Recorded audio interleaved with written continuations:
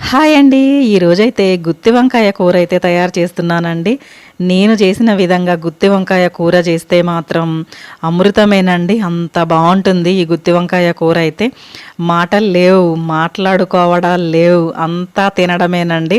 పైకి చూడొద్దు, పక్కకు చూడొద్దు, కిందకు చూసుకుంటా తినుడే తినడండి. అంత బావుంటుంది ఈ గుత్తి వంకాయ కూర అయితే.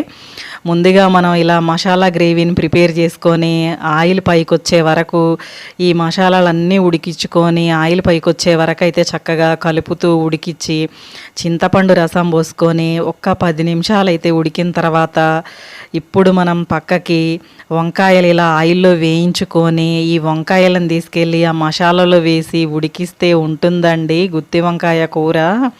అబ్బబ్బబ్బబ్బబ్బా! అంత బావుంటుందండి ఈ గుత్తి వంకాయ కూర అయితే. నిజం చెప్తున్నానండి. అంతేనండి, మన గుత్తి వంకాయ కూర రెడీ అయిపోయింది.